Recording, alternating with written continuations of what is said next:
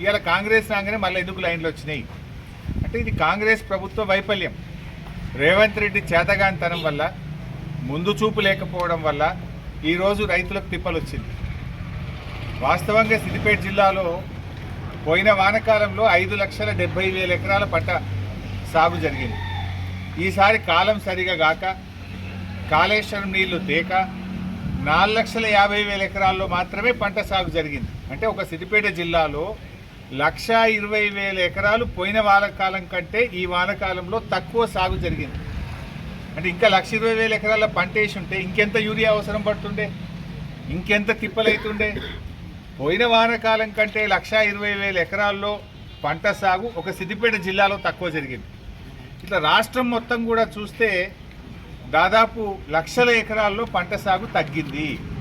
పంట సాగు తగ్గినా యూరియా సరఫరా చేయలేని చేతగాని దద్దమ్మ ప్రభుత్వం రేవంత్ రెడ్డి ప్రభుత్వం. పొద్దుగాలు లేస్తే కేసీఆర్ను తిట్టుడు తప్ప ఈ యూరియా తెచ్చే తెలివి లేదా నీకు?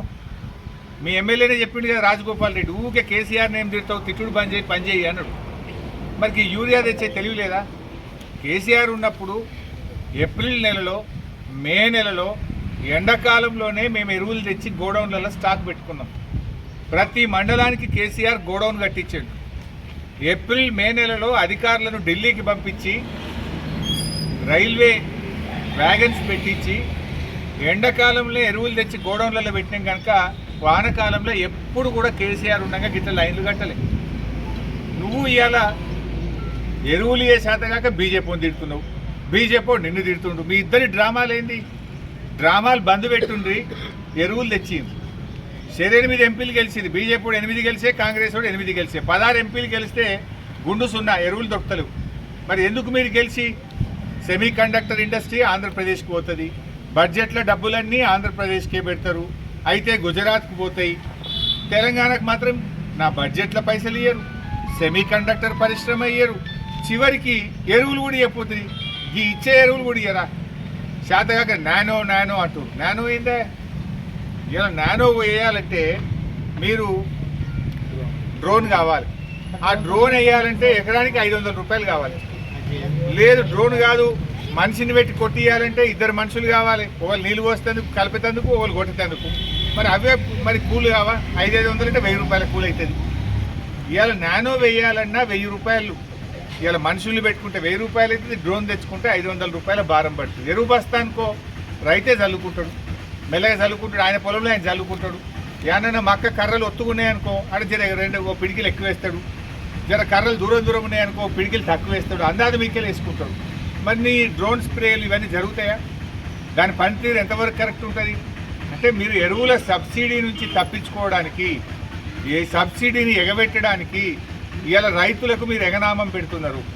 రైతు ఏమవుతుంది? ఇప్పుడు ఈ అమ్మ అనిత ఊరతండ, బడిపడగా ఊరతండాకి వెళ్ళి వచ్చింది అనిత. నిన్న పొద్దున్న నుంచి నిన్న రాత్రి దాకా లైన్లో నిలబడ్డది, ఇవాళ పొద్దున్న నుంచి ఇప్పటిదాకా ఇంకా లైన్లో నిలబడ్డది. ఏమంటుంది అనిత? నిన్న 600 కూలి వేయింది సార్, ఇవాళ 600 కూలి వేయింది, నాట్లకు పోతే 600 కూలి పడుతుంది, నాకు 1,200 రూపాయలు తుట్టయిపోయింది. ఈ ఇచ్చే ఒక్క సంచికి నేను నిన్న లైన్లో నిలబడ్డా, ఇవాళ లైన్లో నిలబడ్డా, ఇవాళ కూడా దొరుకుతుందా దొరకదా? మాకు 2 రోజుల కూలి పోతే మాలాంటి పేదోళ్లకు 1,200 రూపాయలు నష్టమైంది అని చెప్పి అనిత అనే మహిళా రైతు ఊరతండా నుంచి ఇలా వాపోతున్న పరిస్థితి. రాష్ట్రంలో ఎక్కడ చూసినా లైన్లే ఉన్నాయి. రేవంత్ రెడ్డి మాత్రం మొద్దు నిద్రపోతున్నాడు, హైదరాబాద్లో కూర్చున్నాడు. ఒక్క మంత్రి ఎందుకో రాడు? బాగా ఎలక్షన్లో ఇప్పుడు రీతి కదా, ఇప్పుడు వచ్చి లైన్ల కాడ రాండ్రి. కాంగ్రెస్ మంత్రులు హైదరాబాద్లో కాదు కదా, ఊళ్ళో పడిన యూరియా కొరతతోని ఇవాళ లైన్లలో నిలబడ్డ రైతుల దగ్గరకు వచ్చి మాట్లాడు, అప్పుడు తెలుస్తుంది మీ సంగతి. ఎందుకో ఒక్కరు కూడా రారు. పోయిన వానకాలం రైతు బంధు ఎగ్గొట్టినావు, పోయిన యాసంగిలో 3 ఎకరాలకి ఇచ్చే రైతు బంధు పెట్టినావు, మళ్ళీ ఇప్పుడు ఓట్లని చెప్పి డ్రామా పెట్టినావు. ఇవాళ పంటల బీమా ఉత్తదే చేసినావు. పచ్చి రొట్టె విత్తనాలు, జనుము, జీలుగు విత్తనాలు కూడా మొన్న సరఫరా చేయలేదు, వాటి ధరలు కూడా పెంచినావు. పచ్చి రొట్టె విత్తనాలు ధర పెంచినావు, ఎరువుల ధరలు పెంచినావు, ఆ ఎరువులు సరఫరా చేయలేకపోతున్నావు. పంటల బీమా ఉత్తదే అయిపోయింది. పోయిన ఎండాకాలంలో రాళ్ల వాన పడితే వడగళ్ల వానకు డబ్బులు ఇస్తా అన్నావు, ఇప్పటిదాకా 1 రూపాయి ఇచ్చిన పాపాన పోలేదు. ఇక నువ్వు మాట్లాడితే అసలు రైతుల గురించి మాట్లాడే అర్హతనే కాంగ్రెస్ ప్రభుత్వానికి లేదు. నీ గవర్నమెంట్ వచ్చినాక ఇవాళ ఊరూరికి ఒక మోటార్ వైండింగ్ దుకాణాలు మలమోపోయినాయి. కేసీఆర్ ఉన్నప్పుడు మోటార్ వైండింగ్ దుకాణాలు మూలపడ్డాయి, ట్రాన్స్ఫార్మర్లు కాలిపోయే రిపేర్ చేసే దుకాణాలు బంద్ పడ్డాయి. రేవంత్ రెడ్డి రాగానే మళ్ళీ మోటార్లు కాలుతున్నాయి. వెనకడ నంగునూరులో పాలమాకలో మోటార్ వైండింగ్ దుకాణం గిరాకీ లేదని తాళం వేసుకున్నారు. ఇప్పుడు మళ్ళీ ఊరికి 2 దుకాణాలు మోపోయినాయి. ఇవాళ రుణమాఫీ చేసిన ఆటన మందం కూడా రుణమాఫీ కాలే. అయింది 48 పైసలు, కాంది 52 పైసలు. 2 లక్షల మీద ఉన్న వాళ్ళు నేను నమ్మి మిత్తికి తెచ్చి కడితే ఆ మిత్తిల మీద పడ్డాయి, మాఫీ అయింది లేదు. ఎటు కాకుండా చేసినావు నువ్వు. అంటే ఇవాళ మాటలు ఎక్కువ, చేతలు తక్కువ. ఎరువుల విషయంలో నేను ఒకటే కోరుతున్నా, మీ 16 మంది ఎంపీలు పోయి ఢిల్లీలో కూర్చొని ఇస్తారా సస్తారా అని అడుగుంది, రాజీనామా పెట్టుండ్రి. బీజేపీ ఎంపీలు 8 మంది ఉన్నారు.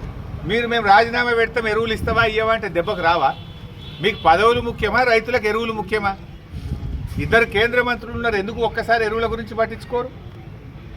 ఇలా బీజేపీ ఎంపీలు ఇలా ఆంధ్రప్రదేశ్కి ఎట్లా పోతున్నాయి ఎరువులు? ఆంధ్రప్రదేశ్కు పరిశ్రమలు పోతున్నాయి ఎట్లా? ఎందుకంటే వాళ్ళ మీద ఆధారపడ్డ ప్రభుత్వం వచ్చింది. ఇవాళ మీరు 8 మంది గెలిచి నిధులు లేకపోతే ఈ ఎరువులు కూడా, వచ్చే ఎరువులు కూడా దేశాతన అవుతలేదా? కాంగ్రెస్ ఎంపీలు పార్లమెంట్లో ఎందుకు అడగరు ఎరువుల గురించి?